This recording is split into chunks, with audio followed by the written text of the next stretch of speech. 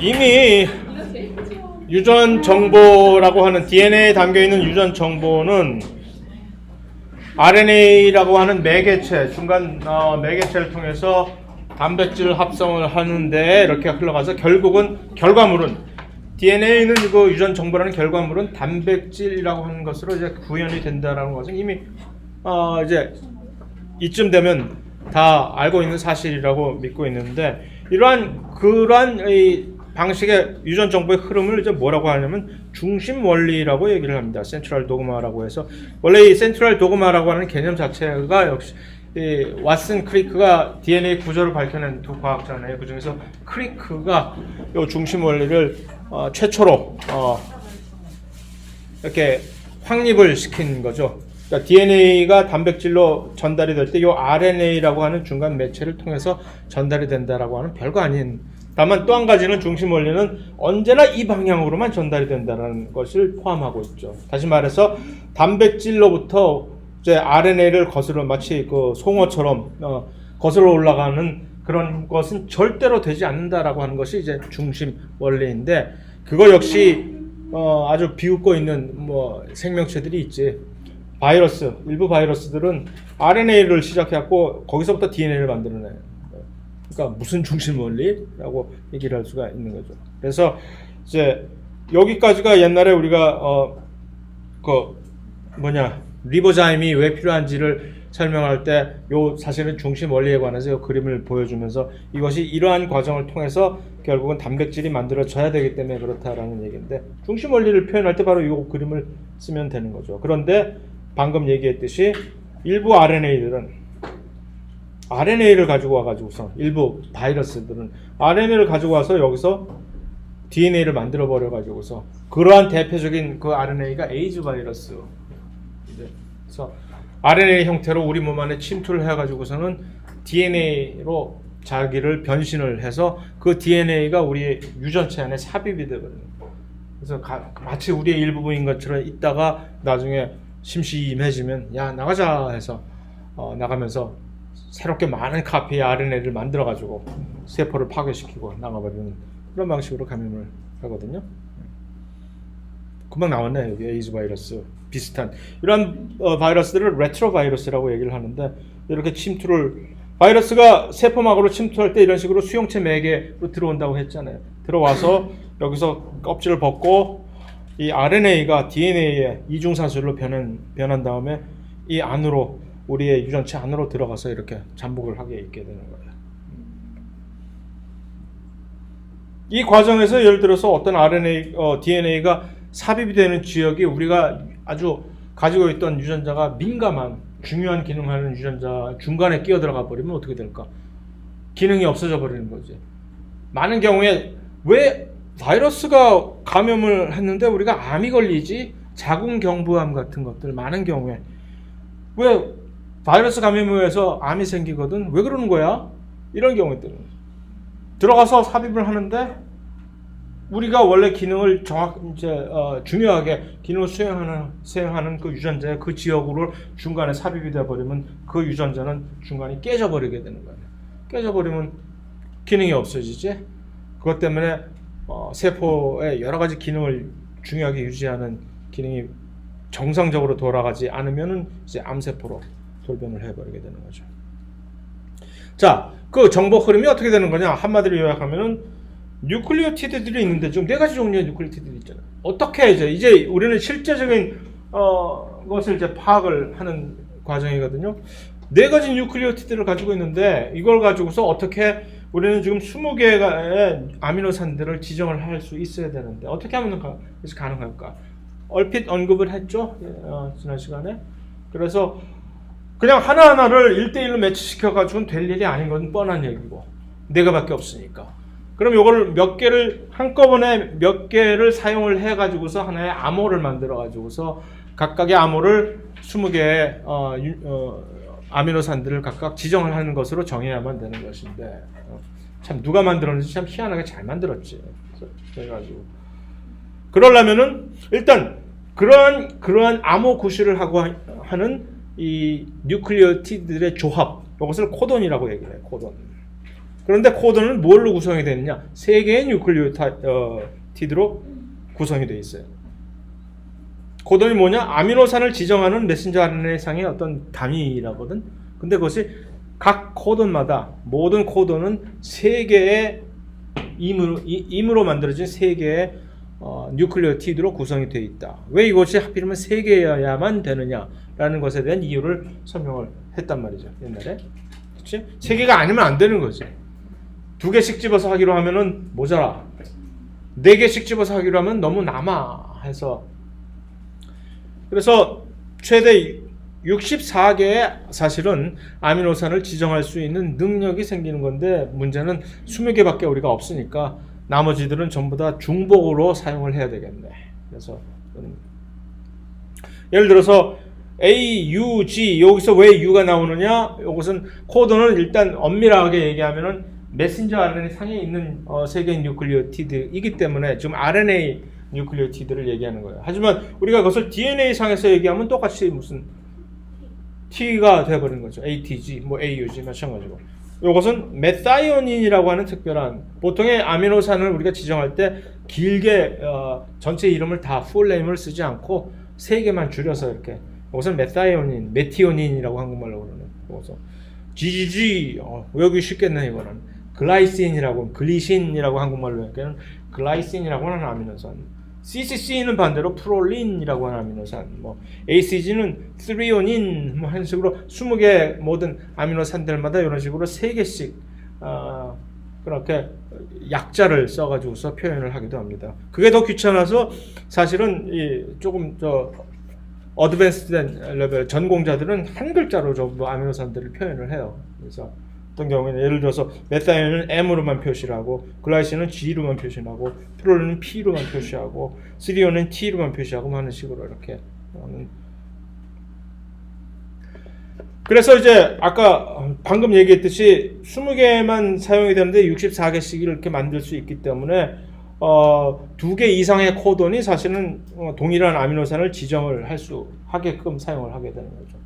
그래서 예를 들어서 GGG가 글라이신이라고 얘기를 했잖아요. GGG뿐만이 아니라 GGC, GGT, GGA 4개가 전부 다 글라이신을 똑같이 지정을 하게 그렇게끔 만들어 놨어요. 이렇게. 뭐 이거 어느 그 하나도 어떤 코돈이 어떤 아미노산을 지정하는지 외울 필요는 전혀 없는 것이고, 제발 그러지 말아요.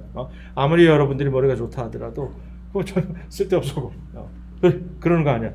다만 그렇기 때문에 코던이 redundant 하다는 얘기죠. redundant. 중복성이 있는 얘기를 영어로 redundant 하다는 얘기거든.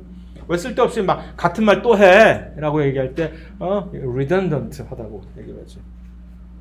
그래서 이제 쫙 정리를 해놓은 것이 바로 이 코돈 테이블이라고 해서, 첫 번째 뉴클리오티드, 두 번째, 세 번째 뉴클리오티드가 조합이 되면 어떤 아미노산이 지정이 되느냐 하는, 이게 사실은 무작위의 개념이니까 64개, 최대 64개 경우의 수가 있는 거 아니에요. 4개의 뉴클리오티드 중에서 3개를 무작위로 뽑을 수 있는, 그 다음에 중복을 허용하면서, 그것이 64개의 경우의 수가 있는 경우이기 때문에 그게 전부 다 여기 표현이 된 거예요. 그랬을 때 모든 64개의 새로 이 코돈들이 각각의 아미노산들을 지정을 하는데 딱 3개만 빼고. 그러니까 실제로 코돈을 이제 아미노산을 지정하는 코돈은 우리가 실제 생활에서 실제 상황에서 우리가 사용하는 코돈은 61개라는 얘기죠. 나머지 3개는 왜 안 쓸까? 스탑 사인이 뭔가 있어야 될 거 아니야. 가다가 고마해라, 많이 먹었다 할 때가 있어야 될 거 아니야. 그것을 위해서 이 정지 코돈이라고 하는 거다가 스스로 사용을 하게 되는 거죠. 아주 현명한 생각이지. 64개를 전부 다 쓰면 어디 가서 써야 될지는 모르잖아 지금. 그래서 이 얘기가 바로 지난번에 얘기를 했던 2개는 절대 안 되고 4개는 64개고 뭐. 자, 그런데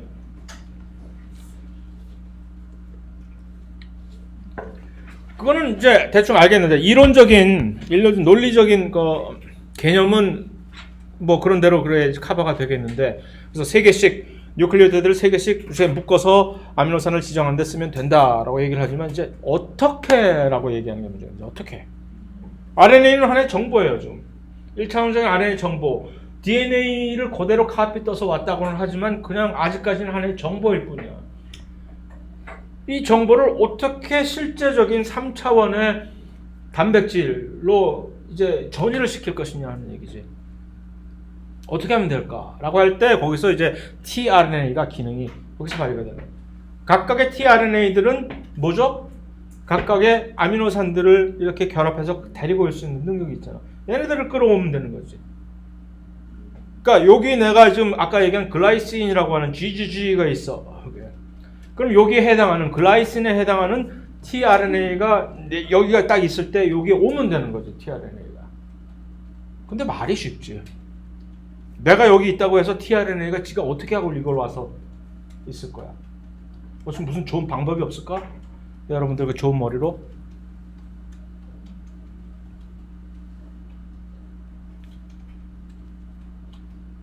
지난 시간에 DNA 프로파일링을 할 때 탐침이라는 얘기를 왜 했지? 탐침? 이 모든 엄청나게 많은 여러 가지 다른 경우에서 바로 이 상보결합이라고 하는 탐침이라는 게 쓰여질 수 있는 이유는 결국 뭐였어? 이 어떤 특정한 서열과 상보적인 어떤 염기 서열이 결합을 딱 할 수 있는 상보적으로 결합할 수 있는 그 사안을 활용해서 상보적으로 결합할 수 있는 요 부위 시퀀스에다가 뭔가 우리가 볼 수 있는 무슨 뭐 형광 물질이라든가 방사성 동위원소라든가 그런 걸 여기다 딱 부착을 시키면 그걸 그대로 추적을 할 수 있다고 얘기를 했죠. 그것이 하나의 예로서 처음으로 우리가 상보 결합을 이용을 해서 활용을 할 수 있는 걸 알려드렸죠. 근데 그것뿐만이 아니라 실제로 이제 자연적으로 또는 인공적으로 그렇게 활용되는 부분이 별거 아닌 이 상보 결합이 무수히 많은 경우에 이용이 되거든요. 이 경우에도 마찬가지예요. 상보 결합을 이용해서 메신저 RNA 시퀀스가 GGG가 있어. tRNA를 불러들이고 싶어. 여기 글라이신을 가지고 있는 tRNA를 불러들이고 싶어. 어떻게 하면 될까? tRNA가 요 GGG라고 하는 요 염기서열과 상보적인 뭔가를 가지고 있으면 되는 거야. 세상을 그렇게 만들어졌어요. 조물주가 그렇게 만들어 놓은 거죠. 그러면 메신저 RNA의 GGG라는 염기서열에 노출이 됐을 때 tRNA가 와서 있다가 철커덕 붙어버려. 그러니까 tRNA는 여기야 상보적인 CCC를 가지고 있으면 되는 거죠. 그런데 그 tRNA가 뭐를 가지고 있으면 돼? 아미노산인 글라이신을 달고 오기만 하면 되는 거예요. 그 다음에 또 이렇게 딱 나갔을 때 여기서 CCC라고 하는 서열에 딱. 그러면 여기에 해당하는 요거는 프롤린을 가지고 올 수 있는 tRNA인데 얘를 어떻게 불러올까? 그 tRNA가 상보적인 여기 GGG를 가지고 있으면 되는 거죠. 그래요. 근데 그 프롤린을 가지고 올 수 있는 그 tRNA는 어떤 특정한 지역에 요 세 개의 뉴클리오티드가 바로 그 코던과 상보적인 그 시퀀스를 가지고 있게 돼요. 그렇게 만들어졌어요. 코던과 상보적으로 상호작용할 수 있는 그러한 염기서열을 우리는 뭐라고 부를까? 이름을. 나를 보지 마시고 저기를 보세요. 내 얼굴에 답이 없어요. 엔티코돈이라고 합니다.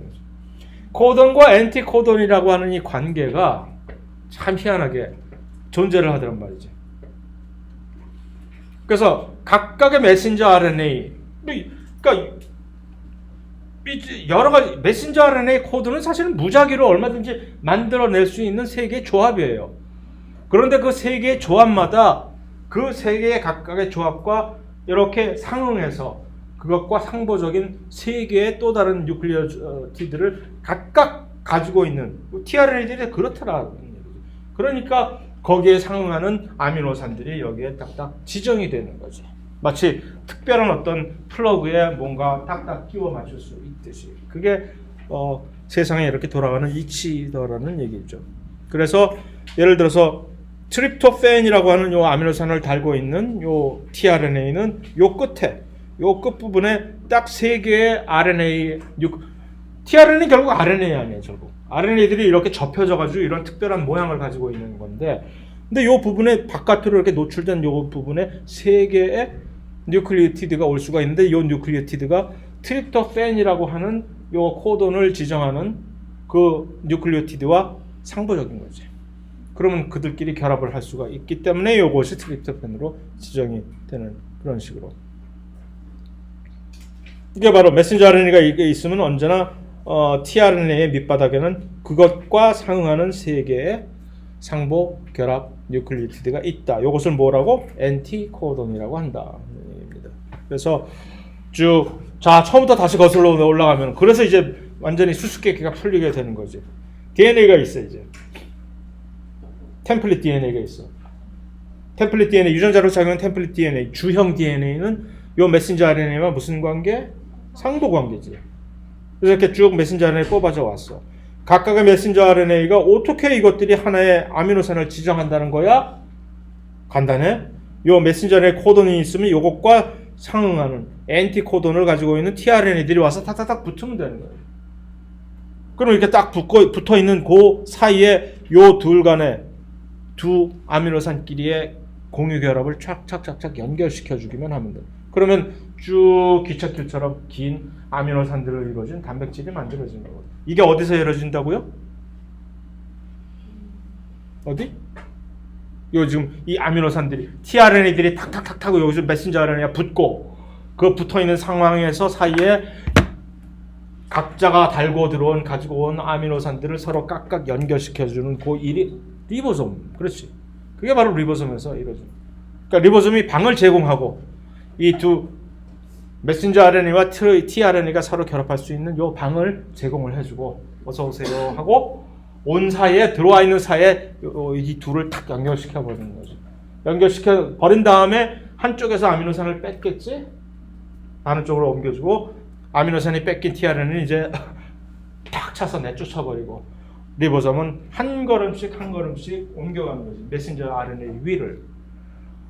리보솜의 한 걸음 보폭은 얼마나 될까요? 보폭의 길이. 롱다리 리보솜, 숏다리 리보솜 다를까?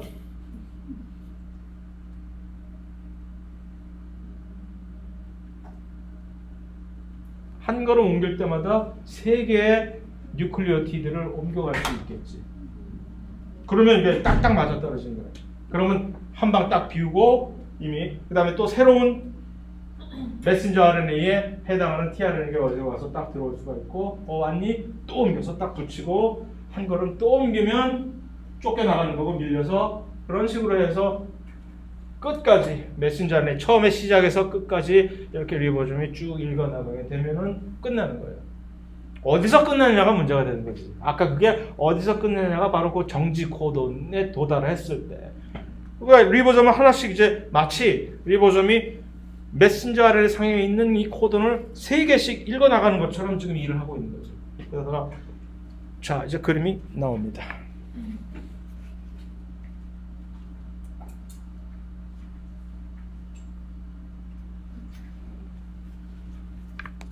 이 안에 형상화시킨 그림으로 보면 이 리보솜은 원래 그 일이 벌어지고 있는 2개의 방이 있어요. 각 방마다 tRNA가 하나씩 들어올 수가 있겠지. 각 방마다 요 길이는 얼마나 될까? 3개의 메신저 RNA가 차지할 수 있는 넓이가 되는 거지. 그 얘기는 한 번에 2개의 tRNA가 동시에 여기 와서 이렇게 딱 서로 나란히 마주보면서 안착을 할 수가 있는 스페이스가 생기는 거죠. 여기는 쫓겨나는 방이고 리보솜이 그래서 여기서 이쪽으로 하나씩 한 걸음 옮길 때마다 이쪽 방향으로 한 걸음 옮길 때마다 여기에 원래 있었던 tRNA는 이쪽 방으로 쫓겨나가고 새롭게 방이 하나가 생길 거 아니에요. 그쪽으로 새로운 tRNA가 들어오고 그래서 언제나 2개의 tRNA가 서로 같이 인접하게 되어 있는 거죠. 그렇게 인접한 2개의 tRNA 사이에서 가지고 있는 아미노산들끼리 이 리보솜이 자기가 연결시켜 버리는 거죠. 그 다음에 또 옮겨가는 거죠. 이렇게 하는 식으로 한 걸음 한 걸음 옮길 때마다 3개의 뉴클리오티드를 이렇게 짝짝짝짝 가로질러서 가게 되면 끝까지 가다 보면은 이제 뭐 이거는 신경 쓰지 마시고 여기 tRNA가 아미노산을 이렇게 딱 하나씩 물고 있어야만 이 안으로 들어올 수가 있다는 얘기고 처음에 들어온 이제 tRNA 여기 방이 하나 남죠. 여기 누군가가 또 들어오겠지. 그럼 둘이 온 사이에 이 둘 간의 아미노산이 이렇게 연결이 되는 거죠. 아미노산들끼리. 그래서 지금 어느 정도 거리를 갔으니까 하나, 둘, 셋, 넷, 5개 지금 새롭게 아미노산들을 연결시킬 수 있는 지금 과정이 벌어지고 있는 거죠. 계속 갈수록 메신저 RNA를 이렇게 계속 이쪽 방향으로 읽어가면서 하나씩 아미노산이 늘어나는 거지. 언제나 이걸 그러니까 원래 있던 지난번에 먼저 왔던 선배 tRNA로부터 새롭게 들어온 신참 tRNA로 옮겨줘야만 되는 거예요. 점점 길어지는 거지. 그래야만, 안 그러고 이게 이쪽 방향으로 가면은 쫓겨나는 tRNA가 그 모든 여태까지 만들었던 tRNA 아미노산을 전부 다 갖고 쫓겨나가게 되니까 거기서 완전히 폭망하는 거니까. 언제나 순서는, 그거는 절대로 내가 물을 리는 없지만 시험에 혹시 궁금하다면 그런 식으로 벌어지는 얘기입니다. 그래서 한 번에 3개의 뉴클리오티드를 거린 만큼 이렇게 이동을 해 가면서 이 결합을 뭐라고 하냐면 이름이 펩티드 결합이라고 얘기를 하거든요. 2개의 아미노산들끼리 이렇게 공유 결합이라고 하는 이 화학 결합을 연결시킨 이 결합이 펩티드 결합입니다. 그래서 계속적으로 아미노산들끼리 펩티드 결합을 연결시키면 계속 주렁주렁 아미노산들이 늘어나게 되는 거예요.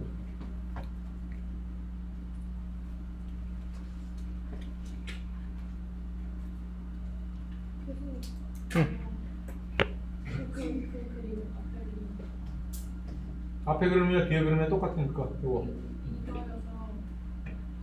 어떻게 그 보라 색깔이 어느 쪽으로 넘어가요? 바로 그걸 리보솜이 하는 거예요.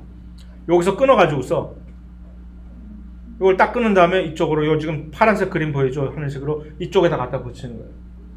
그럼 이쪽에서 원래 하나를 가지고 있었던 이 tRNA는 이제 하나, 둘, 셋, 넷, 5개 아미노산을 달고 있는 tRNA가 되겠지, 임시적으로. 그 다음에 이 친구는 완전히 개털린 tRNA가 되는 거고, 그 다음에 그 개털린 tRNA는 이쪽 방향으로 쫓겨나겠지. 왜냐하면 리보솜이 한 걸음 이쪽으로 가니까. 그래서 얘는 이제 가는 거고, 작별. 여기는 방이 새롭게 하나 비지. 그 빈 방으로 새로운 아미노산 딱 한 개를 가지고 있는 새로운 tRNA가 들어오지. 그러면 똑같은 일이 자행이 되는 거지. 이렇게 가지고 있던 6개의 아미노산을 가지고 있던 요 거기서 잘라서 새롭게 요 하나만 가지고 있던 tRNA에다 옮겨주는 거죠. 그 다음에 한 걸음 옮기면서 아미노산을 모두 뺏긴 tRNA는 쫓겨나고. 그러면 밑에 진한 분홍색 있잖아요. 그것들이 6개가 한 번에 쫓겨나요? 아니지. 한 번에 하면 요 한 번에 3개만 옮겨지는 거니까 여기에 빈 방이 생기고, 요 부분은 이제 여기에 결합을 하고 있던 tRNA가 쫓겨나는 거지. 빈방이 2개가 생겨요. 요쪽은 쫓겨나는 방이고, 쫓겨나는. 근데 3개가 있었어. 그 3개가 있었을 때 요 방이 바로 그 쫓겨나는 방이 되는 거지. 그래서 만약에 3개가 지금도 3개가 있으면 지금도 3개? 그 무슨? 아까는 왜 3개가 있고 지금은 왜 2개가 있어요? 보통의 경우에 그 쫓겨나는 방을 표현을 안 해요. 그림을 할 때. 이렇게 요 쫓겨나는 이 사이트라고 여기는 표현을 안 하고, 원래 2개의 지금 결합이 좀 이루어지고는 요 tRNA가 결합을 딱 서로 마주 보이는 요 2개의 방만을 표현을 하거든. 일반적으로, 통상적으로. 그랬을 때 2개의 방인데, 요것이 한 걸음 옮겨가게 되면은 원래 여기에 있던 tRNA는 이쪽 방으로 옮겨지게 될 것이고, 하나 옮겼으니까 원래 여기에 있었던 tRNA가 이쪽 방으로 옮겨가는 것이고, 그러면 이쪽 부위에 이제 임시적으로 비지, 그 빈 곳을 새롭게 누군가가 날라오는 것이고. 전국 학생보다 훨씬 더 자세히 모르려고. 전국 바꾸지 그래. 잘해줄게. 이런 식으로 꼬시는 거지. 이렇게.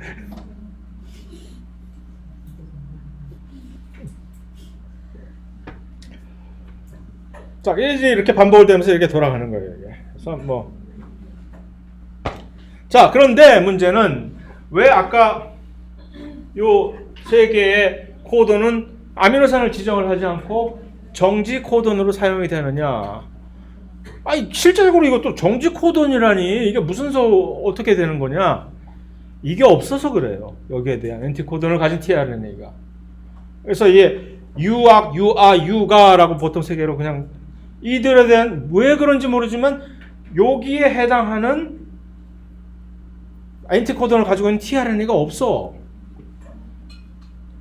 그러니까 가다 보면은 쭉 가다가 잘 나가지. 리보솜이 쭉 가는 거야. 이제 자 가다가 얘는 누구야? UA야? UAA? 기다리겠지 이제. UA에 해당하는 tRNA가 와야겠지. 기다리는데 안 오네. 없으니까. 그럼 리보솜이 한 5분은 기다려. 까짓 거. 참을성이 갖고. 에이 집에 가. 거기서 끝나버리는 거지. 그래서 여기까지 오면 이제 그동안에 이렇게 그동안 왔던 이제 그럼 여기서 집에 가고 해버리면 그동안에 만들어졌던 아미노산들만 이제 해체돼서 이제 단백질이 되는 거죠. 그래서 이것이 실제적으로 요 세 개가 정지 코돈으로 활용이 되는 거죠.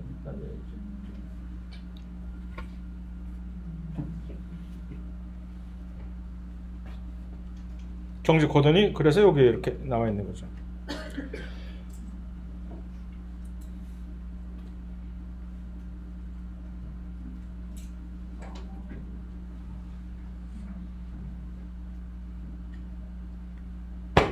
오케이? 자, 그런데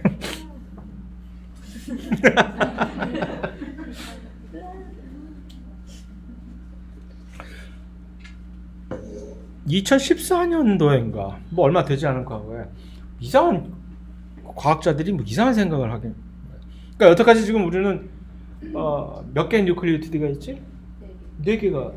그 4개를 상부적으로 이렇게 써가지고서 3개씩 해서 결국 64개의 코돈을 조합을 만들어낸 겁니다.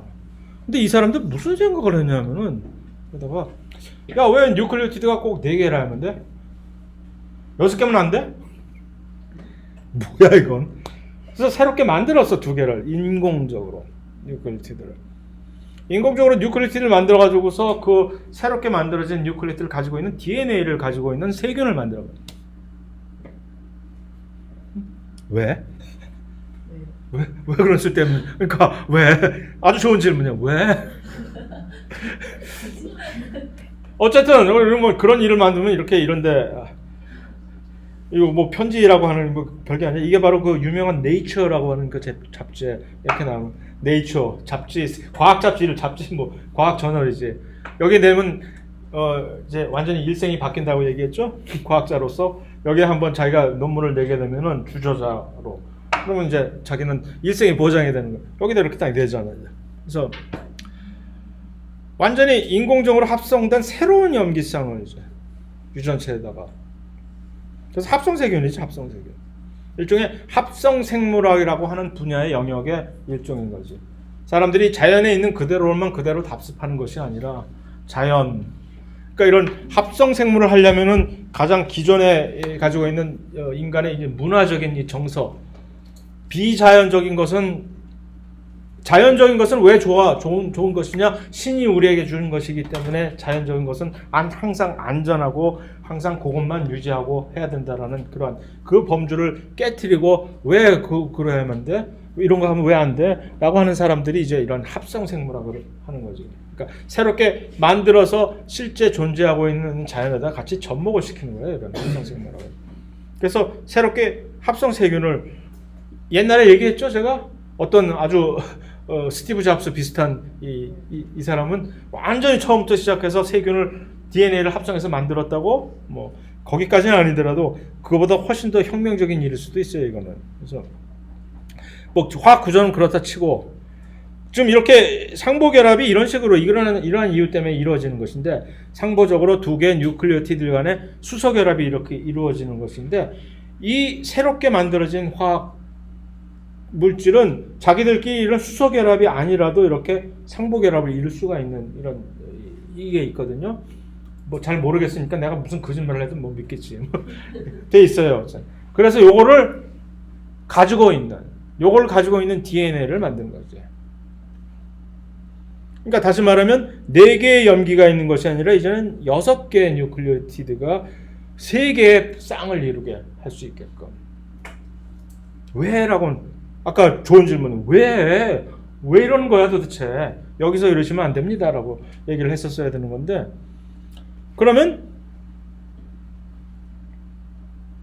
새롭게 코돈이 새롭게 생기는 거지 이제. 그러면 아까 4개에서 3개씩 조합해서 64개가 생겼잖아요.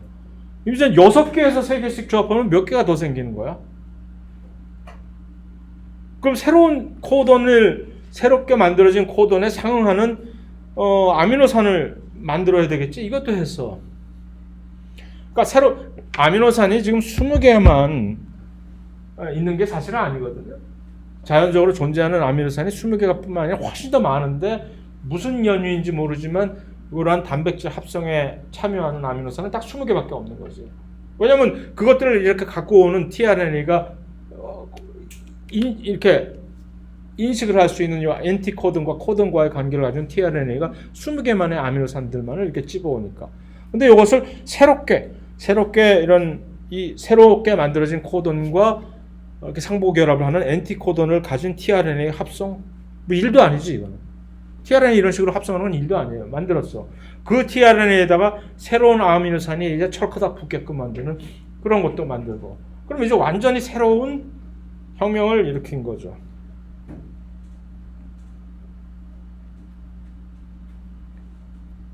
그래서 이제 그 후에 얘는 언제냐? 작년인가 올해인가 그랬는데, 그래서 한 14년도야. 4년 전에 이걸 만들다가 한 3년 있다가 새롭게 진전된 결과를 만들어내 가지고 이제는 이런 걸 만들어낸 거지. 그러면 이제 결국은 뭐냐면은 우리가 결과만 알면 되는 거지. 그런 식으로 조작을 하면은 20개의 아미노산이 이렇게 지금 진입을 하는 이 상태에서 172개의 아미노산이 최대한 이 안으로 들어갈 수가 있게 됩니다. 이 172개의 아미노산은 사실 커버가 되거든. 있어. 존재를 해. 그러니까 문제는 각각의 아미노산을 좀 전에 얘기한 새롭게 만들어진 그 tRNA에다 갖다 붙이기만 하면 돼요. 그럼 그들이 알아서 이렇게 저렇게 와서 인식을 해서 왜가 바로 이거죠. 이러면 새로운 단백질을 만들어내는, 여태까지 존재하지 않았던 단백질이 만들어져요. 그 단백질이라는 거는 결국 뭐예요? 아미노산들이 무작위로 이렇게 배열이 되면서 그들끼리 상호작용을 통해서 이게 이건 남의 거니까 안 되겠다. 무작위로 해서 이게 이렇게 되는 거거든요. 이렇게 무작위로 접히게 되면은 이게 특이한 모양을 이렇게 만들려면 이게 바로 새로운 단백질이 돼서, 새로운 모양으로 접히는 단백질은 뭐를 주지? 우리에게 새로운 기능을 주는 거지. 이제 새로운 기능을 만들 수가 있는 잠재력을 이렇게 쌓아 나간다는 과정이 되는 겁니다. 그러면 뭐 지금 현재 얘기할 때는 무슨 신약, 뭐 새로운 약을 개발한다, 뭐 그것도 좋지만 실제로는 훨씬 더 무서운 짓을 하고 있는 거죠. 새로운 신약뿐만이 아니라 이건 뭐 새로운 완전한 단백질을 가진 새로운 생명의 탄생이 가능해지는 일을 지금 벌이고 있는 거예요. 이거 우리 좀 막아야 될까? 이러지 마시라고? 모르겠어. 어쨌든 이러고 있어요. 그래서 뭐 효소, 당연히 새로운 기능의 효소가 나오겠지. 무슨 새로운 의약품 이렇게 선전할 때는 사람들의 저항을 없애려고 그래 그럼 열심히 해봐라고. 그러니까 처음부터 원자폭탄 만들 거야라고 얘기하면 누가 이걸 하겠어요. 하지만 어쨌든 그렇게 되고 있어요. 괴물을 만들고 있는 거죠. 그 괴물이 우리에게 새로운 미래를 열어줄 괴물이 될 것인지 아니면은 새로운 고민거리를 가져올 괴물을 만들 건지는 모르겠지만 어쨌든 가능성을 계속 발견해서 과학자들이 새롭게 계속 시도는 하고 있다라는. 그리고 문제는 그것을 막을 길은 없다는 얘기죠. 인위적으로 어떤 통제를 통해서 막는다는 것은 실제적으로 가능하지도 않고, 누군가는 분명히 그것을 새롭게 시도할 것이고 새로운 산물을 만들어질 것이고 거기에 대한 준비를 하고 있어야 되는 거지. 새롭게. 자, 괴물 얘기를 했으니까 이제 진짜로 괴물을 봅시다. 이렇게 악어가, 우리가 알고 있지 않은 새로운 악어가 뭐 돌연변이에서 이렇게 이런 악어들이 생길 수가 있다는, 하얀 악어. 호랑이만 백호가 있는 것이 아니라 악어도 이렇게 흰 악어가 있어요. 돌연변이가 뭐? 이거지 뭐. 돌연변이는 DNA 염기 서열의 변화에 의해서 생기는 거지. 그런데 그 중에서도 무조건 변한다고 물론 DNA 엄밀한 의미로 모든 돌연변이는 DNA 염기 서열이 변하면 다 돌연변이지. 하지만 실제적으로 우리가 돌연변이라고 인정을 하고 이렇게 파악을 하는 그런 돌연변이는 이렇게 변해서 그거의 결과로 이렇게 이 유전자의 기능 또는 특성에 영향을 끼치는 경우에만 우리가 보통 돌연변이에 관해서 관심을 가지고 공부를 하지, 그냥 아무런 영향을 주지도 않은 염기 서열의 변화야 단순히 뭐 할 때만 써요? 우리 무슨 조상 찾기 할 때나 쓰잖아요. 염기 서열 변화로. 자, 어떤 유형이 있느냐? 치환, 결실, 삽입. 전혀 외울 필요는 없지만 이런 양상이 있다라는 겁니다. 치환 뭐지? 대리 출석이지. 결실은 그냥 무단 결석이지. 삽입은 청강. 그렇지. 좋았어. 무슨 얘기인지 알겠죠? 이렇게. 그러니까 결국 DNA 염기 서열이라는 건 뭐야? 그냥 각각의 이렇게 조합이야. 염기 서열의 조합이 단백질을 만들어내는 건데, 문제가 중간에 딱 순서대로 있어야 될 것에 이빨이 하나 빠진다든가, 얘 대신에 누구 다른 새롭게 무슨 금리빨이 하나 생긴다든가, 또는 청강생이 생긴다든가, 그러면 이게 순서가 완전히 밀리거나 없어지거나 하는 거 아니에요. 그래서 각각의 지금 세 개의 조합이 아미노산들을 각각 지정한다는 사실을 알면은 각각의 서열은 모두 중요하다는 것을 이제 우리는 인식을 해야 되는데, 이것이 이런 식으로 대리 출석을 하게 되면은, 잘못하면은 얘 지금도 G 대신에 A가 살짝 나 하나 살짝 변하는 건데 무슨 일이 있겠어 하고 일이 생기네. 여기에 글라이신이라고 하는 아미노산 대신에 시루인이라고 하는 아미노산으로 변해버리는 거죠. 이렇게 일이 생길 수도 있죠. 이렇게. 딜리션이 되면 어떤 경우는 딜리션이 훨씬 더 무섭지. 하나가 이제 유유유가 이렇게 하나가 없어져. 유유 중에서 하나가. 그러면 여기서 완전히 여기서부터는 새로운 종류의 아미노산들이 변해버리는 거죠. 원래 기존에. 그래서 이런 하나하나의, 그러니까 얼핏 우리가 생각할 때는 그까지 염기 하나 변하고 하나 없어진다고 해서 무수히 많은 그 수백 개, 심지어 어떤 경우에 수천 개 염기로 되어 있는 유전자인데 무슨 일이 있겠어라고, 많은 경우에 아무 일도 없는 경우도 많아요. 하지만 잘못 재수 없는 경우에는 이렇게. 그래서 왜 가장 큰 영향을 끼치게 되냐면 이런 현상 때문에 그래요. 일단 결실하고 삽입이라고 하는 요게 제일 무서운 거, 무섭다기보다 제일 반향이 큰 건데, 그러니까 수업을 빠지려면 대출이라도 시켜놓고 빠져야 되는 거지. 이거 무단 결석하거나 괜히 쓸데없이 청강해 들어오고 하면 이건 일이 복잡해지는. 왜? 번역틀 이동이라는 현상이, 프레임 시프트라는 것을 한국말 번역을 하면은 번역틀 이동이 되는데, 이게 뭐야 프레임 시프트가? 간단히 얘기해서 바로 이런 거예요. 자, 요거 한번 읽어볼까요? 영어 시간 됐네 이제. The red dog ate that cat. 세 개씩 끊어 읽죠 우리가? 마치 코돈을 읽듯이. The red dog ate that cat. 하나하나의 세 개의 지금 알파벳은 무슨 의미를 가지고 있는 거 아니에요 지금? The red dog ate that cat. 근데 여기서 무슨 일이 벌어졌어? 여기 이거 읽어봐. 라두가 that out. 뭐야 이거? 아랍어도 아니고. 왜 이렇게 됐지? 무슨 일이 일어버려졌어요 여기서? 파악을 해보자. 진단. 순서가 변했어? 어떻게? 코돈이 뭐가 잘못됐어? 이가 사라졌지. 결실이 된 거지. 이가 하나 사라지니까 갑자기 뭐가 돼? 완전히 뭐 이상하게 돼버리는 거지. 이게 바로 실제로 단백질 수준에서 벌어지는 거지. 이것을 우리는 프레임 시프트라고 얘기를 해요. 하나의 딜리션이 되면 이렇게 프레임 시프트, 번역틀 이동이 될 확률이 매우 높아지는 거죠. 그러면 이거는 하나의 정상적인 기능을 하는, 의미를 전달할 수 있는 정상적인 기능을 하는 단백질이 각각이. 이거 기능할 수 있겠어요? 못하겠지. 자, 이건 어떻게 됐냐? 똑같은 The Red Dog Ate That Cat인데 자, 읽어봅시다. 또 Rex do 가떼 에까?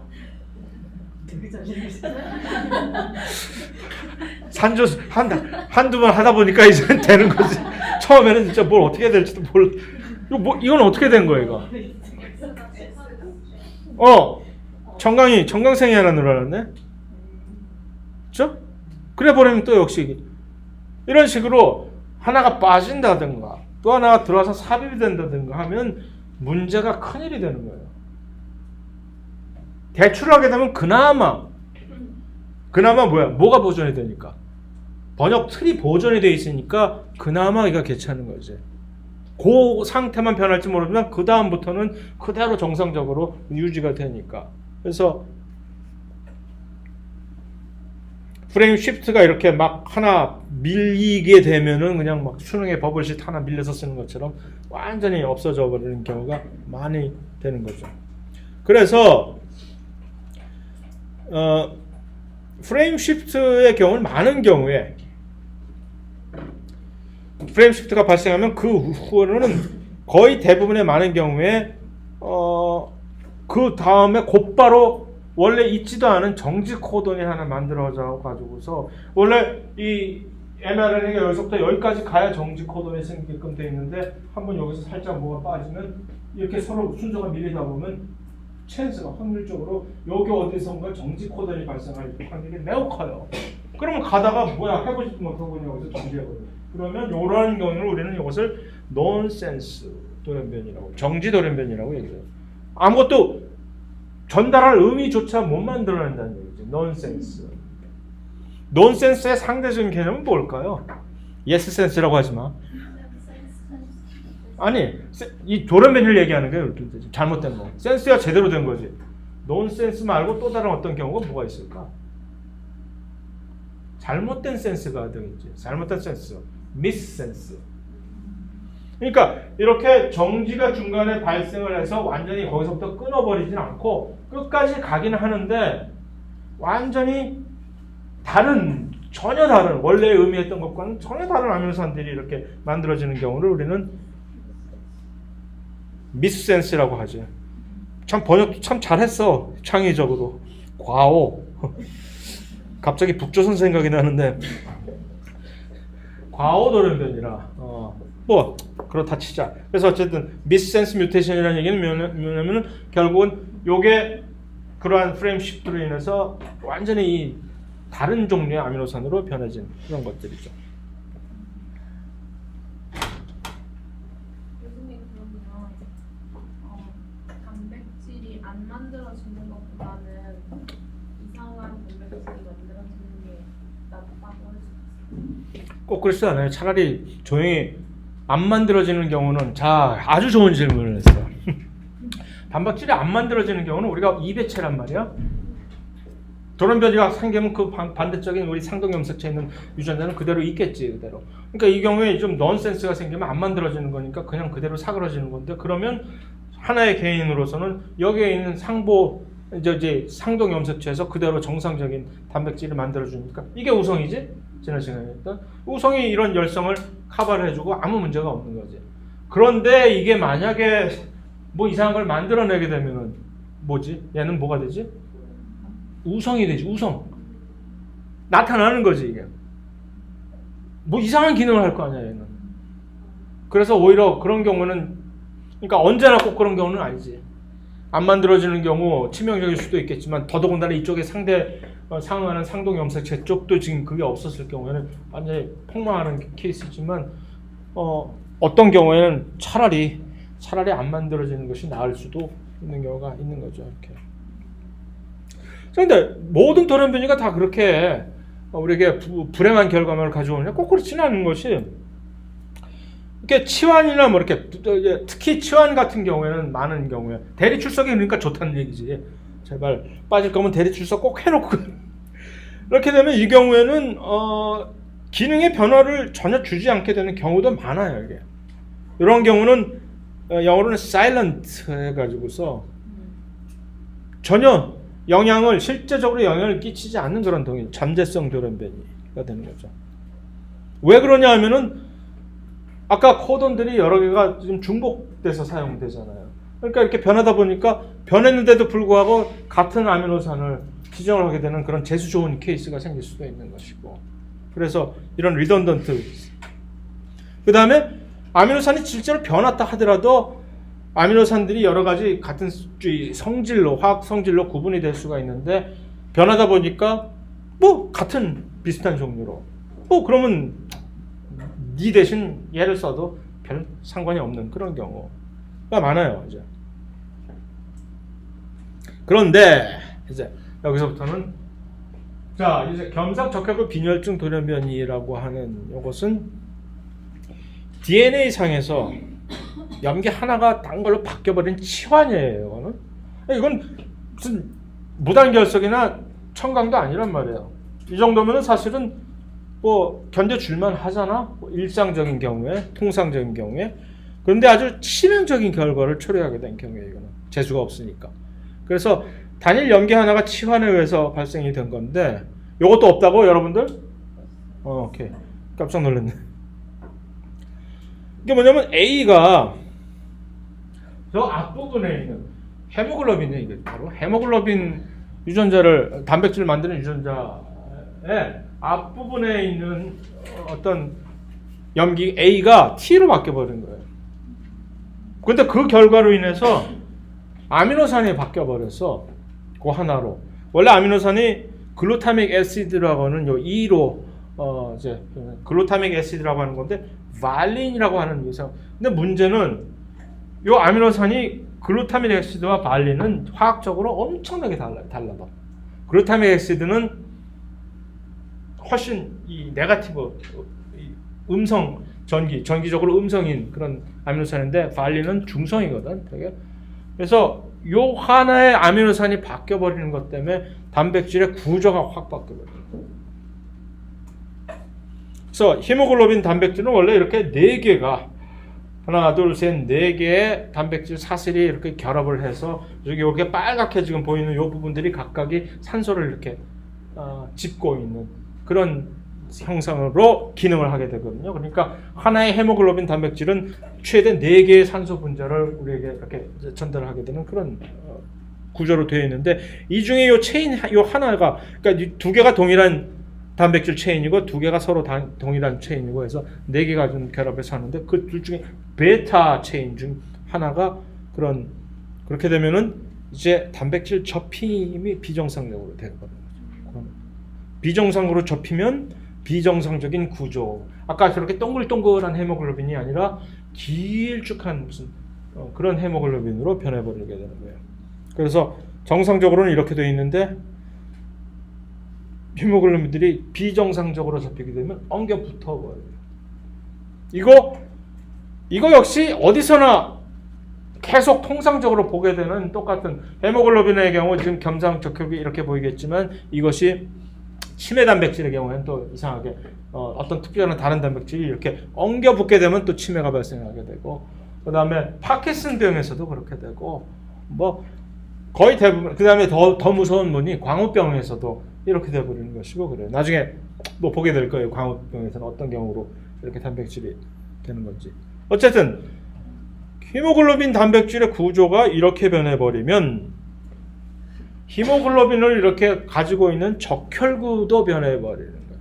왜냐하면 적혈구는 태어난 지 한 7일쯤 전에쯤 되면 이미 적혈구는 자기의 본분을 완전히 인식을 하고 나의 일생은 오로지 헤모글로빈만을 가지고 다니면서 산소 운반이라는 것을 자각을 하고서 자기에 있는 핵까지도 전부 없애버리고 그러니까 모든 DNA를 없애버리는 거죠. 핵도 없애버리고 그 안에는 오로지 헤모글로빈만을 가득 쌓아 그런 걸로 변해버리거든. 그 가득 쌓여있는 히모글로빈들이 전부 이런 히모글로빈이면은 이 적혈구 모양 자체가 이렇게 원래는 예쁜 먹음직한 살짝 반쪽만 살짝 움푹 들어간 도넛 모양의 적혈구가 이상한 초승달 모양의 낫형 으로 변해버리게 되는 거죠. 이렇게 되면 이런 적혈구는 일단 산소 운반을 제대로 할 수 없을 뿐만 아니라 그래서 아까 빈혈증이 생긴다는 거지. 산소 운반을 못하니까 빈혈이라는 얘기는 혈액이 부족하다기보다 산소가 지금 이렇게 운반이 안 되니까. 뿐만 아니라 이런 것들은 훨씬 더 모세혈관에서 모세혈관을 막아서 이 혈류가 제대로 흐르지 못하게 만드는 그런 영향도 만들고. 그래서 다시 정리하면 정상과 돌연변이 사이에는 오로지 요 차이였어요. 딱 요 A가 T로 변해버린 그거 하나야. 그러면 단백질의 이게 글루타믹 애시드에서 발린으로 변해버리게 되면은 정상적인 요런 이 헤모글로빈 단백질이 이렇게 있는 것이 아니라 완전히 이상한 길다란 밧줄 모양의 엉켜붙은 헤모글로빈으로 변해버리게 되는 거죠. 그러면 헤모글로빈 세포뿐만도 이렇게 변해버리는 거죠. 그래서 빈혈뿐만 아니라 이렇게 되면 이 완전히 복합 증상을 발휘하게 되는 거죠. 그래서 빈혈을 비롯해서 여러 가지 순환기 계통의 질환을 다 유발을 해버리게 돼서 이게 문제가 되는 거예요. 아까 이 혈관도 막아버린다고 얘기했죠. 여기서 이제 클럼프가 돼가지고. 자, 이렇게 여기서 또 다시 멘델리안 제네틱스 한 편 기회가 생길 때마다 유전자 하나가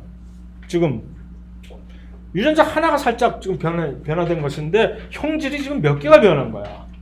유전자 하나의 변화에 의해서 이것뿐만이 아니라 엄청나게 많은 무수한 형질이 이것 때문에 변하게, 이러한 경우를 우리는 다면 발현성이라고, 플레이어트로피라고 하는 그거 없어요 거기.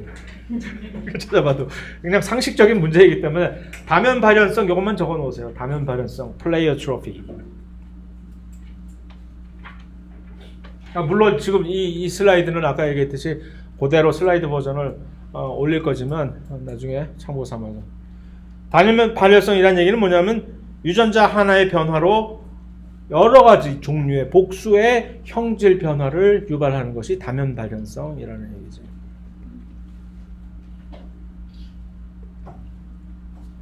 그래서 뭐냐? 지금 얘기한 그 겸상적혈구 빈혈증을 유발하는 그 돌연변이는 바로 이 다면 발현성의 대표적인 예도 된다는 거죠. 유전자 하나 변화로 지금 영향을 받는 경우가 몇 개야 지금. 그 반대도 있겠지.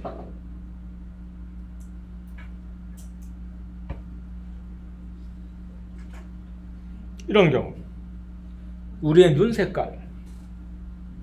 지난 시간에 마치 눈 색깔이 유전자 하나에 의해서 결정되는 거인 양 이렇게 얘기를 했지만 원래는 그렇지 않아요. 사람의 눈색은 엄청나게 여러 개의 복수의 진들의 공통 이제 뭐라 그러지 한국말로 이것을 공통 작업에 의해서 하나의 형질인 요 눈 색깔을 결정하게 돼요. 그런 게 되게 많아요. 지능 유전자 하나로 결정되는 거 아니에요. 피부 색깔 유전자 하나로 결정되는 거 아니고, 그 다음에 사람의 키, 뭐 그런 것들, 모든 이런 식으로 해서 이러한 것들은 우리는 다인자 유전 현상이라고, 이 정반대겠죠. 다면 발현과 다인자 유전이 서로 이런 상대적인 그런 현상을 보이게 되는 거죠. 그래서 이런 다인자 유전의 경우에는 이렇게 엄청나게 많은 인자들이 서로 같이 공통적으로 이것을 인풋을 주어서 결과를 내기 때문에, 예를 들어서 양친에서 전혀 볼 수 없었던 극단적인 형질이 자손에 나타나게, 예를 들어서 양친이 둘 다 피부색이 거의 백인 비슷한 그런 경우에도 자손이 아주 흑인이 나타나거나 그런 경우가 있을 수가 있어요. 왜냐하면 요거 하나하나를 이렇게 서로 잠재적으로 이제 기여를 하던 유전자들이 극단적으로 서로 이제 폐가 잘못 섞이게 되면 극단적인 형질이 자손에 이게 집결이 되게 되면은 양친에서 전혀 볼 수 없었던, 상상도 할 수 없었던 이상한 형질이 태어나는 거죠. 그러니까 무조건 키도 역시 무조건 우리 엄마 아빠가 둘 다 키 크니까 안심하고 있다가는 폭망할 수가 있다는 얘기지. 또 반대로 부모가 왜 이렇게 난쟁이라는 얘기는 좀 왜 이렇게 키가 작지? 볕들날이 있을 수도 있다는 얘기예요. 갑자기 이상한 그런 이 다인자 유전 현상들의 공통적인 특징입니다. 이것이. 이 겸상적혈구 빈혈증의 경우에는 이 열성 돌연변이라고 하는 이것이 돌연변이가 이것이 열성이라는 얘기죠. 다시 말하면 자, 이형 접합자 무슨 얘기인지 알죠? 이형 접합자. 하나는 그대로 정상이라고 하는 정상 헤모글로빈전을 가지고 있고 또 한쪽 호몰로고스 한국말 호몰로고스 상동 염색체 또 한쪽에서는 이게 이 히모글로빈 그러니까 겸상적혈구 돌연변이를 가지고 있는 이 경우 이형 접합자는 밖에서 볼 때 형질 자체는 그대로 정상형하고 같은 표현을 나타내는 거죠. 이것을 이러한 경우는 이제 요 겸상적혈구 돌연변이를 이것을 열성이라고 얘기하는 거지. 이것이 바로 열성인데 왜라고 물으면 왜지 이건? 왜 겸상적혈구 돌연변이는 열성이지?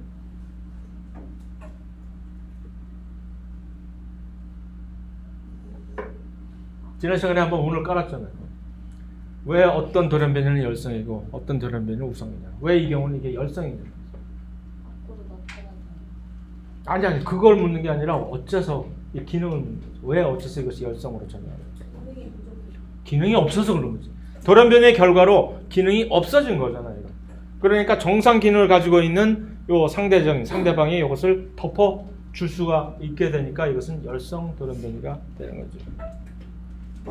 이것이 우성이 되려면 어떻게 해야 될까? 어떤 경우에 이것이 혹시 우성으로 될 수 있을까? 겸상적혈구. 만약 이 돌연변이가 새롭게 없었던 기능까지도 만약 갖게 되면 그러면 이 겸상적혈구 빈혈은 열성이 아니라 이제는 더 이상 우성이 되어버리는 거죠. 그러니까 정상 유전자가 얘를 어떻게 해볼 도리가 없게 되는 돌연변이가 되는 거죠.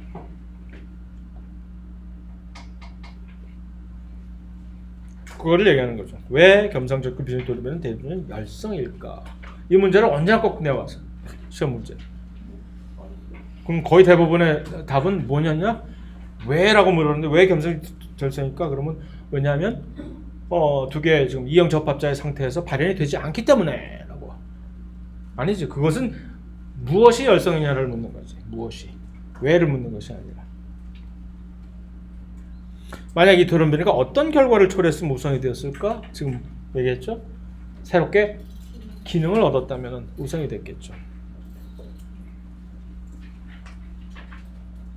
근데 이게 재밌는 점은 이형 아프리카 같은 데서 보면은 아프리카 지역에서 이 겸상적혈구 돌연변이 상태에 대해서 이형 접합자의 형태의 개인이 엄청나게 많아요. 빈도가. 상식적으로 생각하면 말이 안 되잖아. 왜냐하면은 계속 이렇게 세대에 걸쳐서 오랜 세월을 거쳐서 이렇게 하는데 만약 이런 돌연변이가 생겼다고 칩시다. 그런데 돌연변이가 생긴 사람은 이것이 동형 접합자인 형태로 나타나게 된 개인은 살지를 못해요. 그러니까 자손을 그렇게 되면 자연적으로 점점 이 빈도가 돌연변이의 빈도가 점점 이 전체의 개체군에서 희석이 돼서 없어질 거 아니에요. 왜냐하면 동형 접합자가 되는 순간 이 커뮤니티에서 사라져 버리게 되니까. 그런데 특히 아프리카 지역이나 저쪽 밑에 열대지방에 있는 이 사람들을 보면은 생각보다 이 이형 접합자가 엄청나게 높거든. 왜 이렇게 많지 이게? 했더니 이유를 알았지. 왜냐하면 요 상태로 있으면은 소위 말하면 정상적인 동형 접합자를 가지고 있는 정상적인 사람에 비해서 말라리아에 의해서 저항성이 되게 높아요. 그러니까 말라리아에 의해서 죽어가는 사람들이 엄청나게 많았던 그런 시절에 이러한 이 겸상적혈구 유전자를 하나 적어도 가지고 있는 그런 사람이면 훨씬 살아남기가 쉬웠으니까 그게 계속해서 이 개체군에서 이 유전자가 사라지지 않고 유지가 돼 왔던 거죠.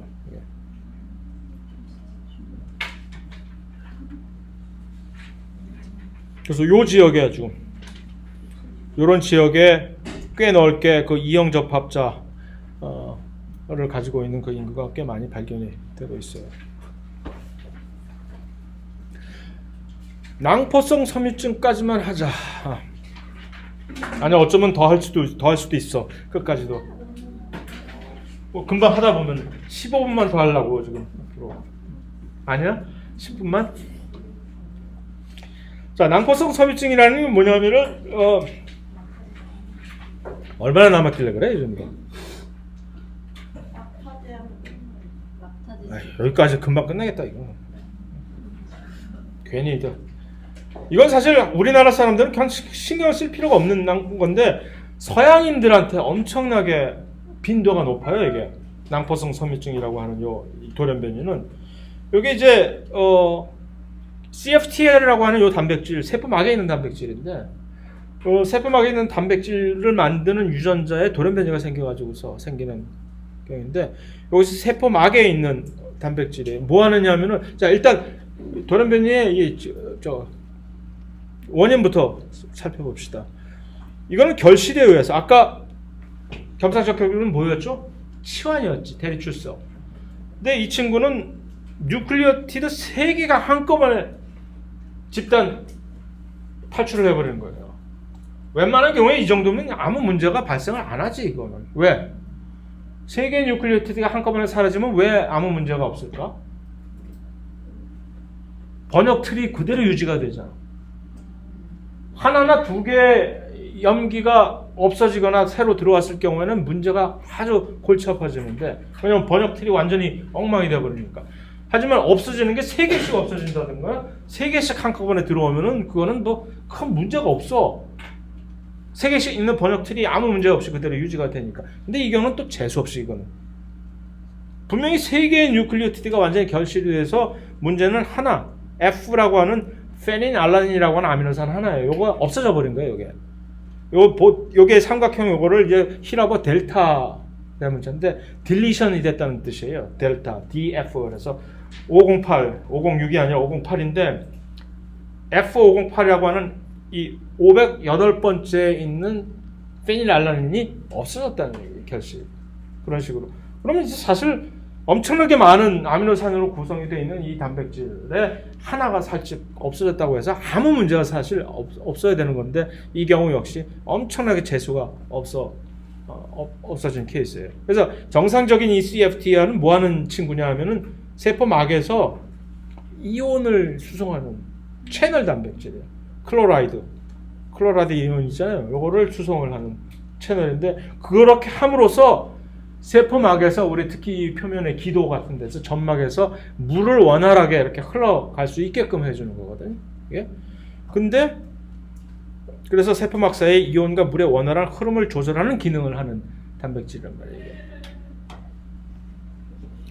돌연변이가 여기 아까 그 F508 델타 F508의 돌연변이 결과가 무슨 일이 발생했냐면은 이 단백질이 잘못 접히게 된 거예요. 잘못 접히게 된 걸 밖으로 내보는 게 아니라 이게 어디서 세포막으로 가는 단백질이니까 어디서 접힐까? 조면세포체, 그 조면세포체 안에서 접히게 된단 말이에요. 그러면 근데 이제 이 잘못 접힌 단백질은 아예 이것을 밖으로 나가지도 못해요. 조면세포체. 너 잘못 접혔어? 다 분해시켜 버려요. 그렇기 때문에 이 돌연변이 요거 우성일까 열성일까?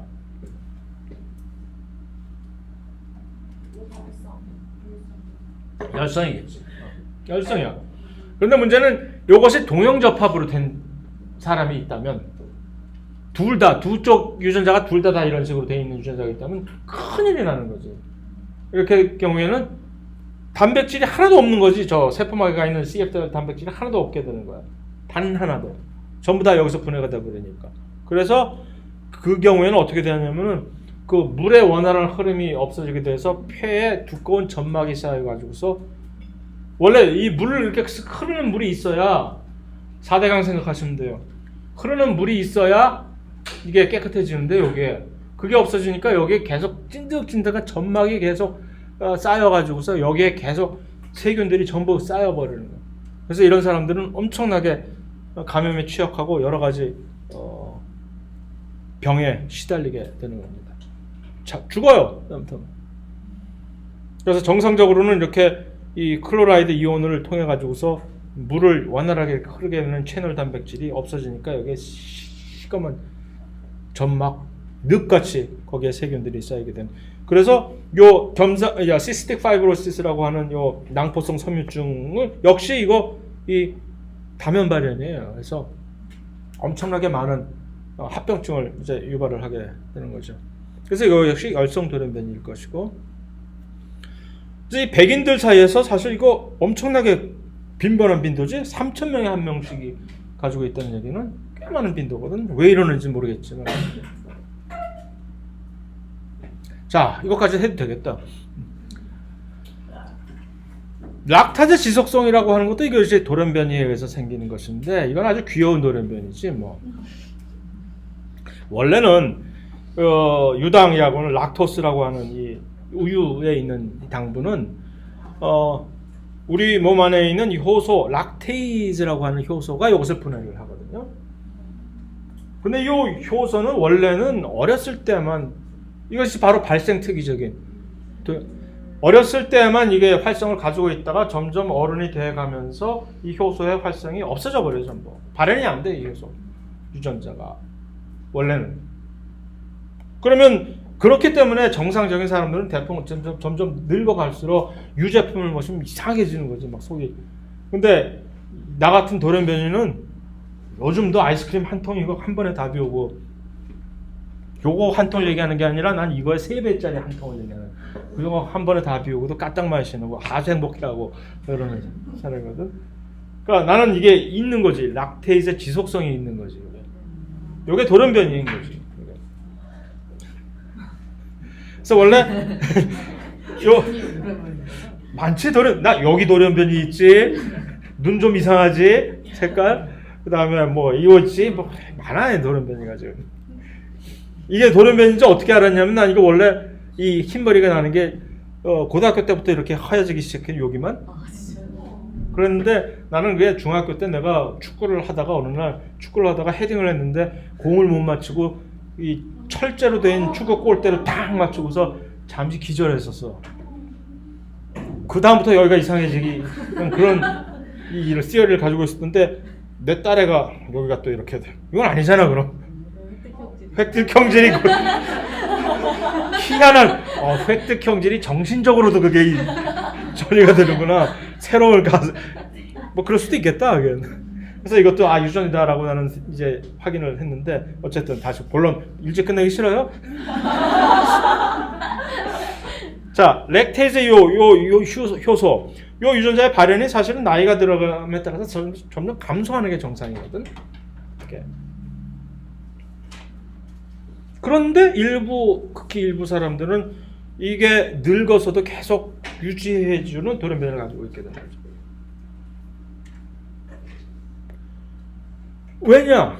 무슨 돌연변이 생겼게 되면 그러냐? 이거 뭐지? 인앤서가 뭐였지? 전사인자가 붙는 지역이지? 점돌연변이. 딱 염기서약 하나가 없어. 치환된 거야. 위치를 보면 더 깜짝 놀라요.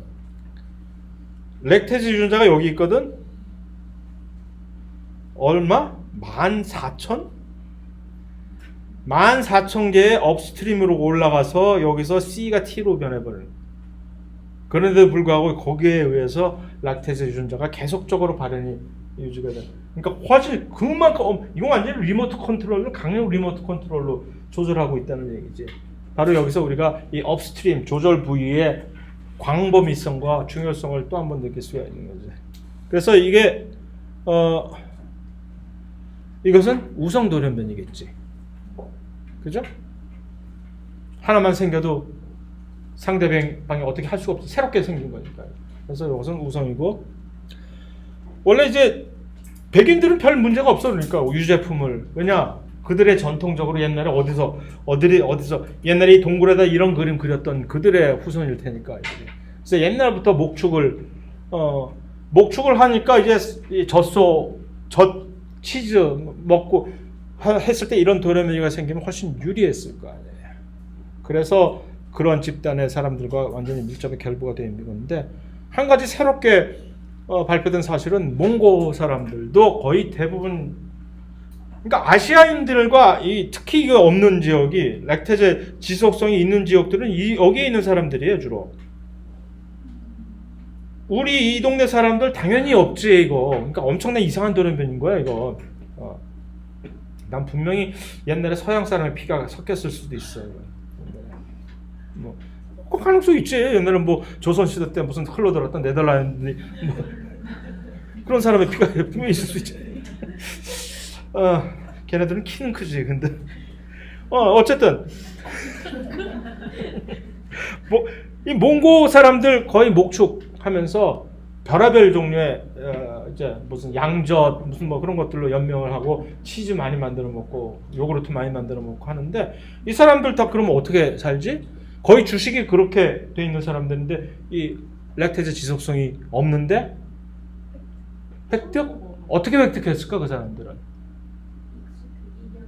익숙해져서 환경인데 이들은 유전자 상태 여기에 그게 없어. 돌연변이가 없는 거지. 획득 형질이 된 거지. 그치? 어떻게? 환경에 장내 미생물들. 새로운 장내 미생물들을 이것을 유치를 함으로써 그걸 이렇게 했다고 이렇게 새롭게 엊그제 새롭게 따끈따끈하게 발표됐더라고. 새로운 정보가. 그렇다는 얘기예요. 오케이?